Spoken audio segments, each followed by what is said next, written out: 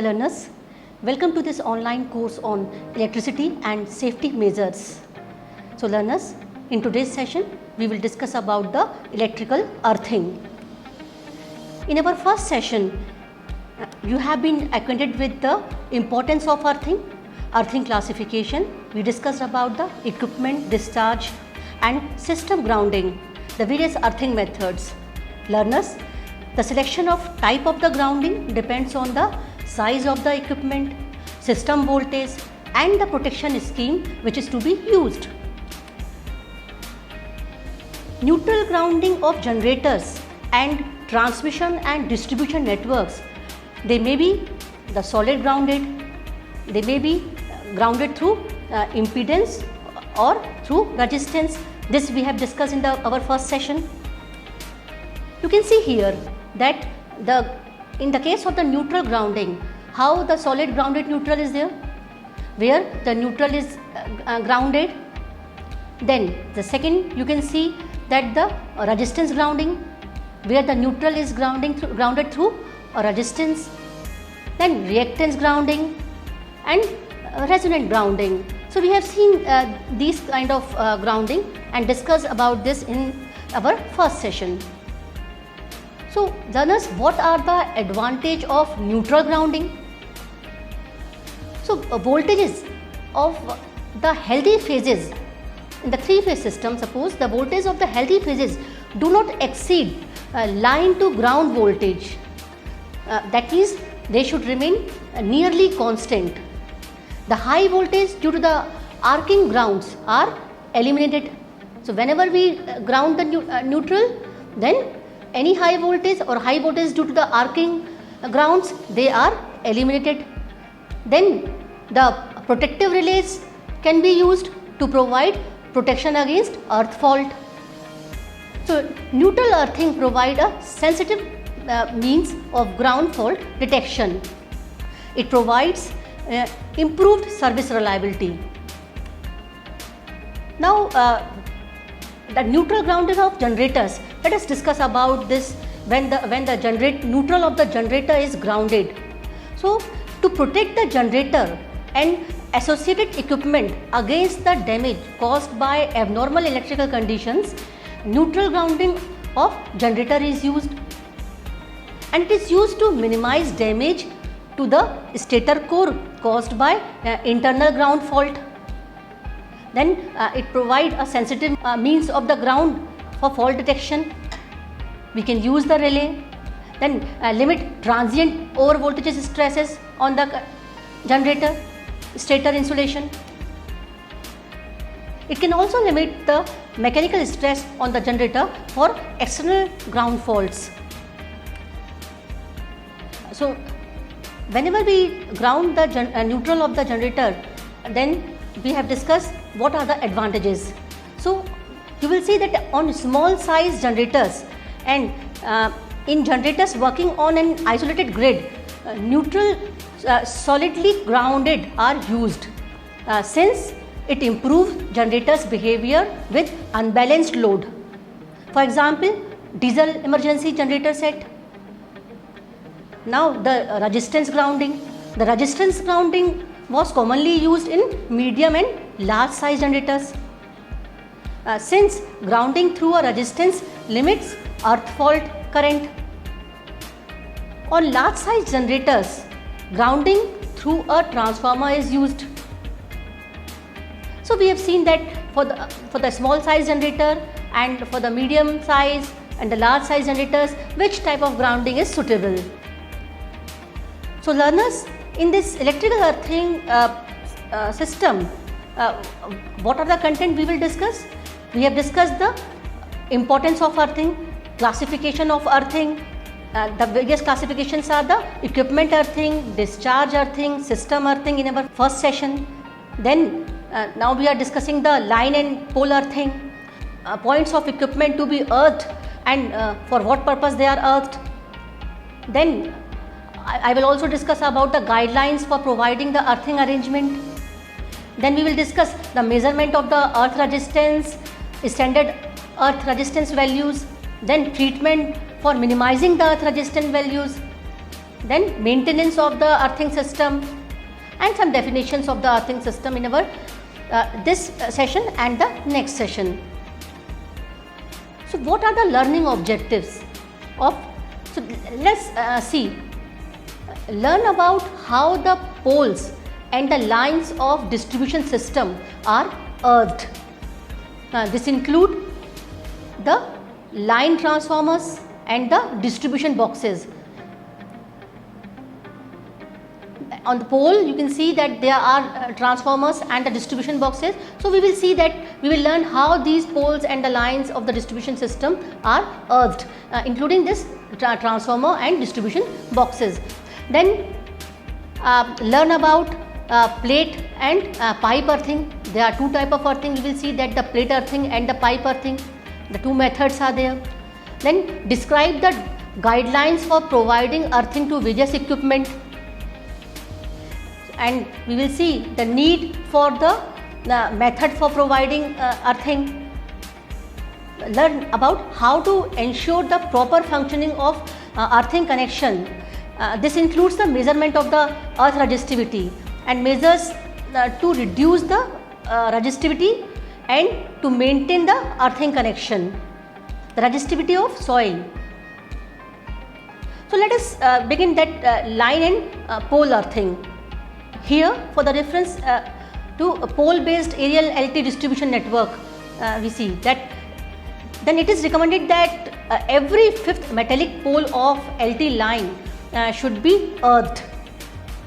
Then cross arms, top clip, insulator pins of pole, they should be earthed along with the pole. The pole may be of any kind. Here suppose PSC pole, pre-stressed concrete pole we can say. Then all the metal fittings of the LT pole and stay, they should be earthed. Guarding at railway crossing, telephone crossing, road crossing, it should be earthed along with the pole on the both side. If the earth electrode is not available, then N8 SWG. SWG is what? Standard wire gauge, which is used to measure the thickness of the electrical wire. So 8 SWG GI wire coil of 25 millimeter diameter and 120 to 150 centimeter, it may be buried to provide earthing. It is very necessary to earth the guarding. So a separate earth electrode to be used for earthing, and earth wire should be routed through an medium density polyethylene pipe without touching the pole. This is also called MDPE pipe. So which is basically this pipe is a light, flexible and durable, and which is easy to install and is not susceptible to any corrosion. That's why it is used. Our basic requirement to create earthing is to bury a conducting surface sufficiently deep in the ground with connectivity being made available outside.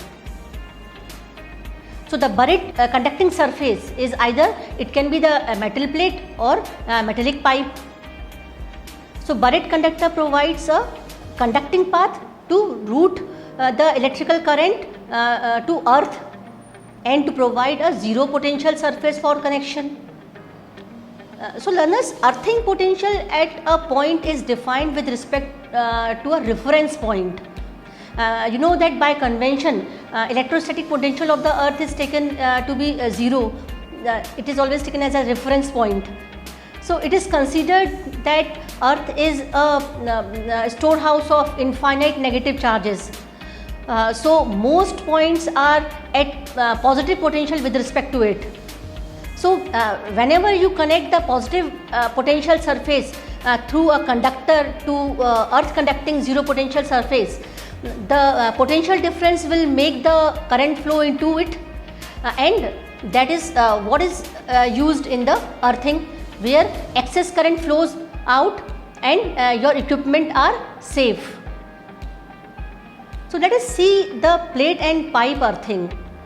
I will suggest you to go through some good YouTube videos also for this, and good video link you can see for the earthing procedure, how the plate earthing and pipe earthing is done. Then I will also provide you some link to refer for getting some idea on it. Now let us discuss plate earthing. In major power station and substations, 12 mm thick and 1200 mm long and 1200 mm wide cast iron plates are used, and for minor substations 18 mm broad and 50 by 50 centimeter GI plates are used. Let us see this picture where we are showing the earthing connection using a metal plate. You can see here how the metal plate is buried in the ground. It is vertical and it is connected with the pipe, and here you can see that how it is being connected. The nut and bolts have been used here, and this near the plate you can see the charcoal and other kind of material to keep the humidity.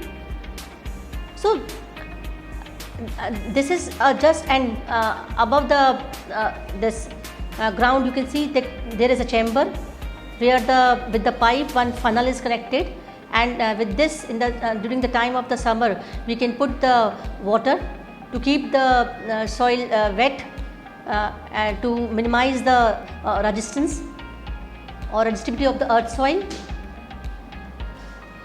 So the plate should be buried deep so that soil will be wet from all sides.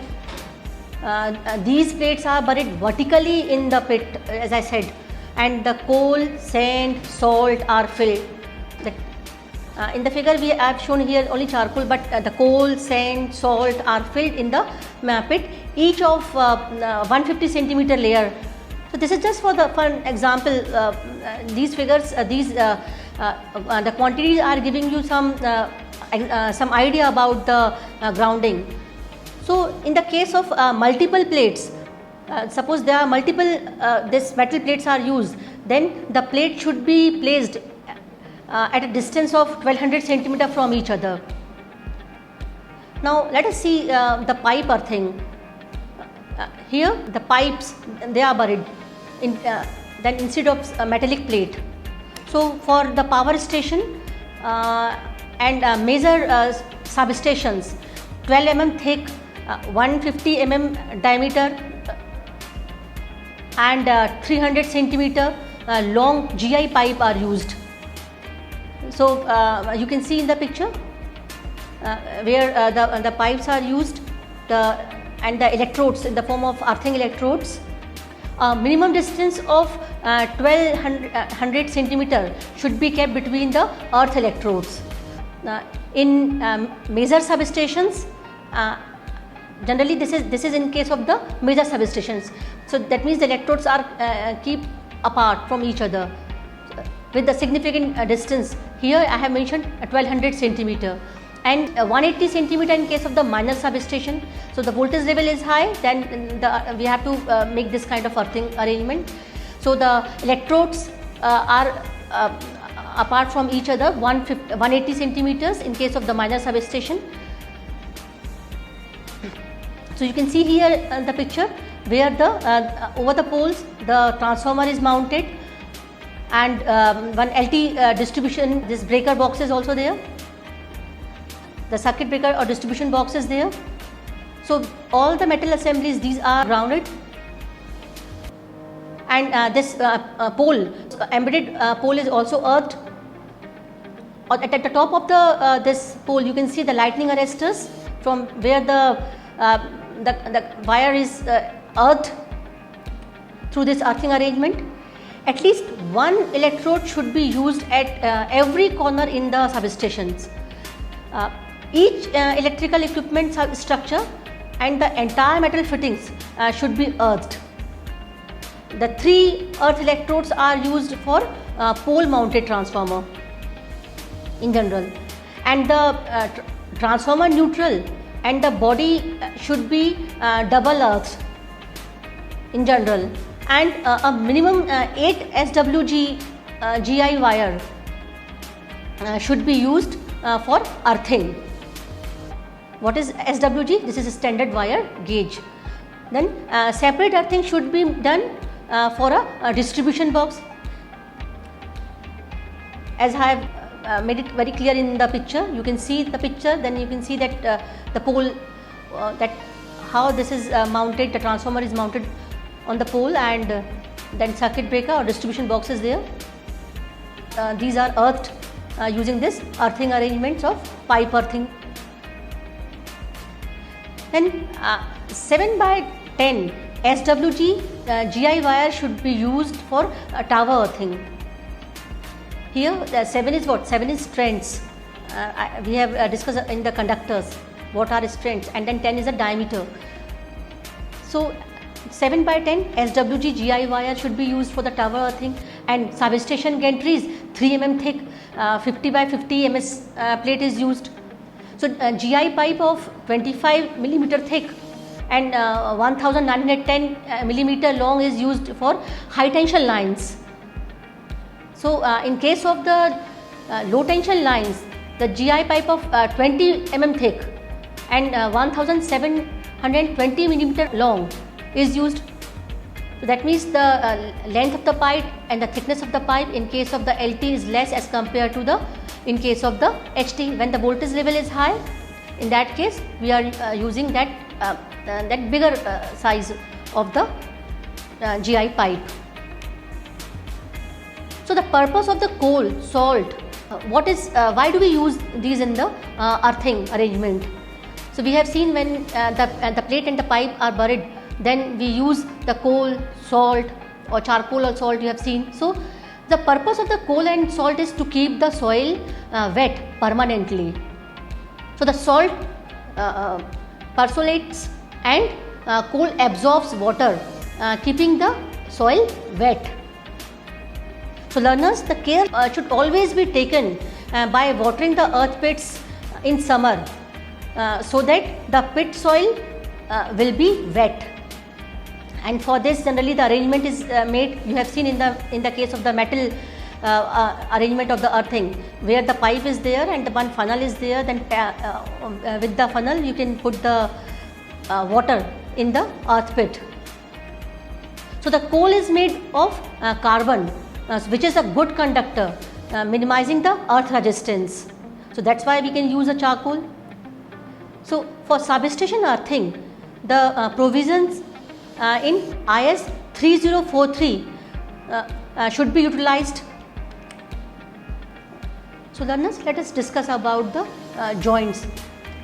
So joints used in the earth connections. We just see here that arrangement of double earth connections to equipment. Suppose 2 earth connections are made through the equipment or a strip which is connected to the equipment and which is being earthed. So what kind of connections, how the connections, the joints are made. So strip to conductor connection, we can see here. Here the lugs are there and the cable is connected with these lugs, and the GI bolt and nuts are used here. And similarly in the joints can be made, other type of joints are also there, the straight joints and T joints can also be there. So where the rivet are used. So you can see in the picture in the T joint and the straight joint how we are using the riveting of then for jointing purpose. So these are used for jointing the earth system, and then nut bolts for or welding can also be used depending on the expected temperature rise of the system. So in the case of copper or aluminum, brazing or welding can be done. So this is just in this picture you can see how the joints are prepared. So the joint to earth conductor in switchgear unit or cable sheaths is required to be separated frequently. So sometimes it has to be separated. So in that case, the nut and bolts are used as a joint.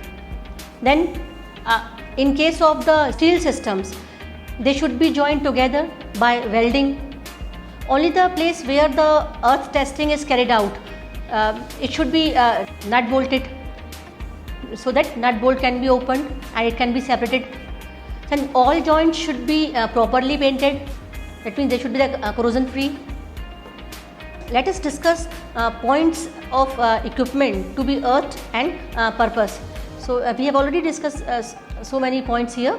Then the first is transformer neutral. That the neutral of the transformer is earthed. This is why do we earth it? Because by earthing the neutral, we are holding at zero potential.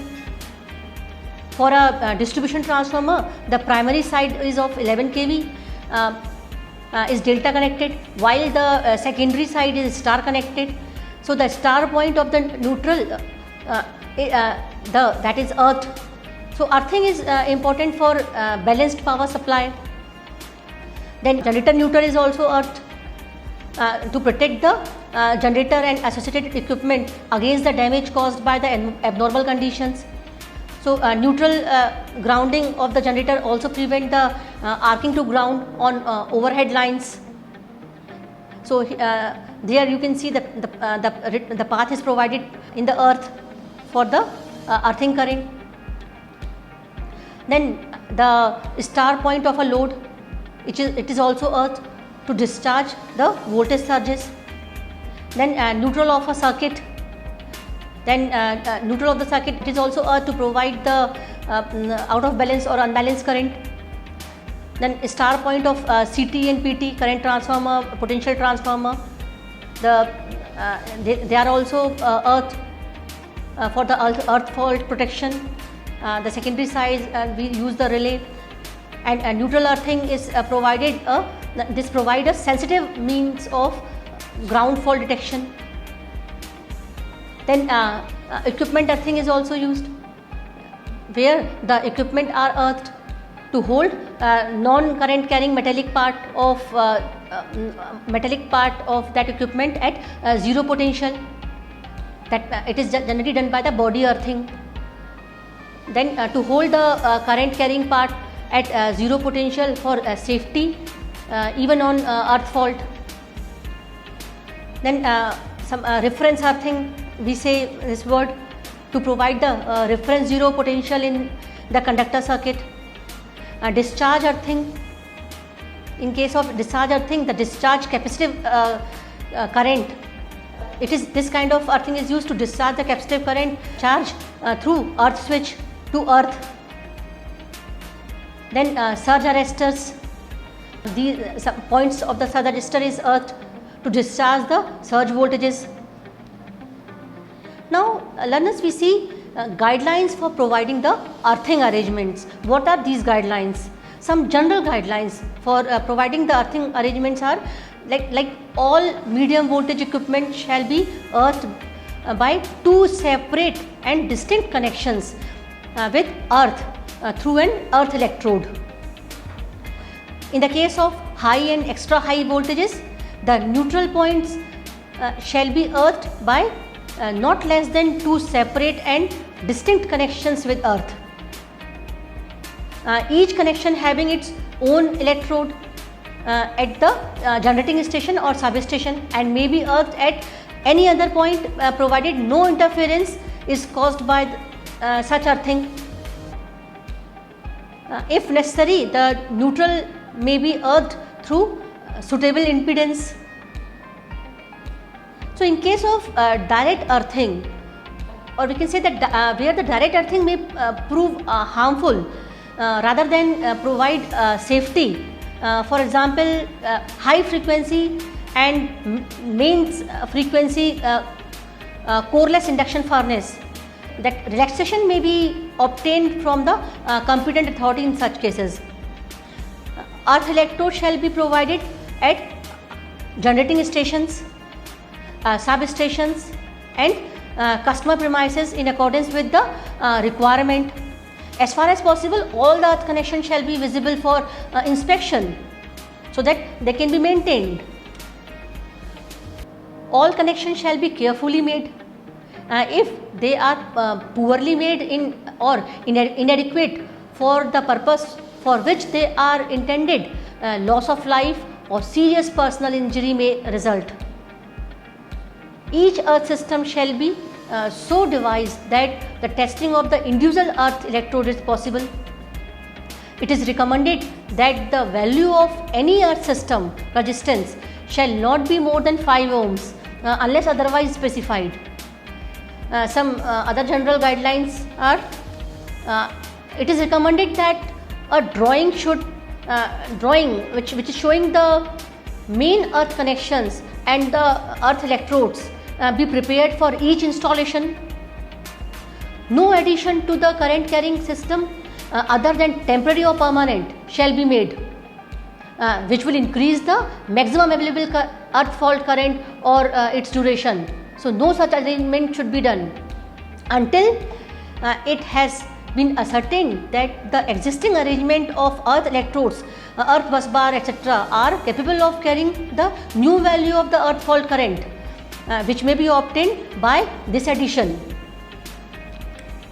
Similarly, learners, no cutout or link other than the linked switch arranged to operate simultaneously on the earthed or earth neutral conductor and the live conductors shall be inserted on any supply system. This, however, does not include the case of switch for use in controlling the generator or transformer or link for test purpose. All materials, fittings, etc. Used in earthing shall conform to Indian standard specifications wherever these exist. In case of materials for which Indian standard specifications do not exist, the material shall be approved by the competent authority. So these all were the some general guidelines for providing earthing. So learners, now I am summarizing this session. We learned about how the poles and the lines of the distribution system are earthed, and this includes the line transformers and distribution boxes. We learned both the plate earthing and the pipe earthing. We have seen the figures and how this arrangement is made. We have seen. Then we have also learned the guidelines for providing the earthing arrangement to various equipment. So in this module we have understood and learned the various dimensions of the earthing as a very useful or necessary concept of electrical technology.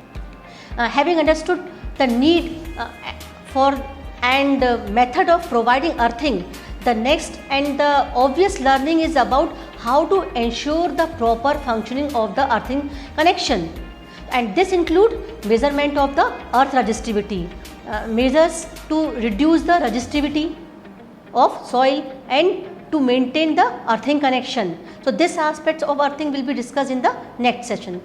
Thank you and happy learning.